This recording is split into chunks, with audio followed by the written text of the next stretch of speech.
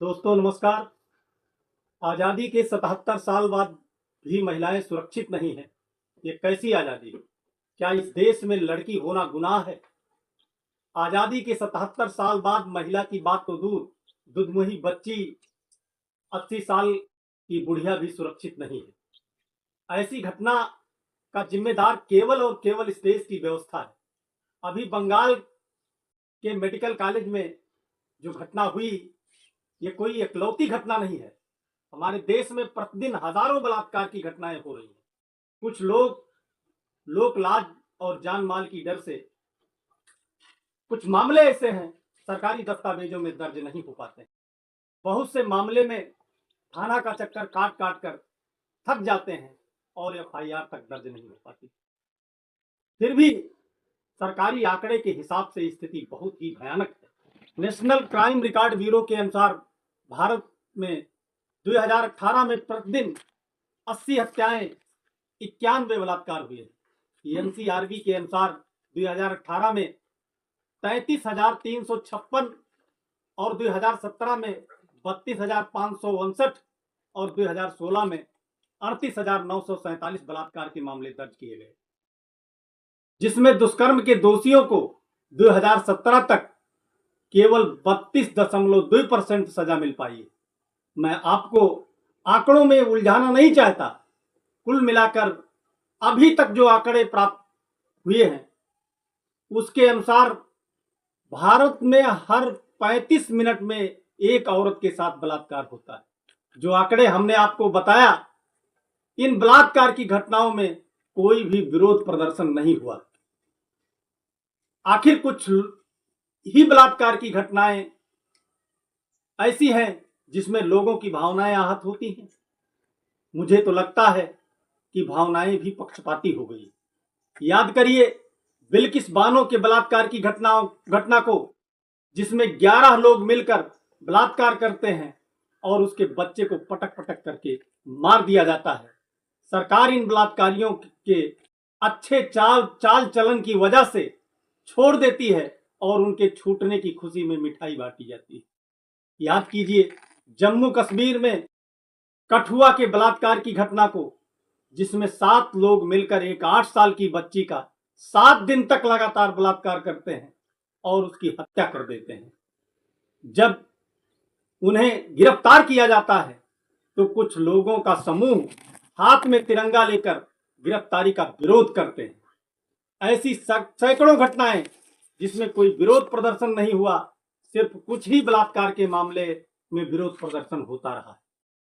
याद कीजिए मणिपुर की घटना को, जिसमें एक महिला को नंगा करके खुलेआम घुमाया गया और भीड़ में से कुछ लोग उसके गुप्तांग को छू रहे थे, जो कि वीडियो में साफ साफ नजर आ रहा। इस दृश्य को देखकर कुछ लोगों की भावनाएं तो आहत हुई, लेकिन कोई विरोध प्रदर्शन नहीं हुआ। ऑनर किलिंग के नाम पर सामूहिक बलात्कार, फिर हत्या कर दी जाती है। भूत चुड़ैल के नाम पर नंगा घुमाया जाता है और सामूहिक बलात्कार किया जाता है, और तब हम लोग बलात्कारी हत्यारों के खिलाफ कोई विरोध प्रदर्शन नहीं करते। अभी मुरादाबाद के एक निजी अस्पताल में एक डॉक्टर और 2 स्टाफ मिलकर एक नर्स का बलात्कार करते हैं, लेकिन कोई प्रदर्शन नहीं किया गया। दिल्ली में, झारखंड में, उत्तराखंड में, लखनऊ मेडिकल कॉलेज में बलात्कार हुए, लेकिन कोई धरना या विरोध प्रदर्शन नहीं हुआ। केवल अखबार के एक कोने में मामूली सी खबर बन करके रह गई। ये चंद घटनाएं मीडिया के जरिए मालूम हुई, नहीं तो इस तरह की तमाम घटनाएं हमारे अगल बगल होती रहती हैं, हमको पता नहीं चलता। और पता भी चलता है तो हम यह कर कर बात को टाल देते हैं कि कौन सा हमारी बहन बेटी के साथ हो रहा है। याद रखिए, आज दूसरे के साथ हो रहा है तो कल आपके साथ भी हो सकता है।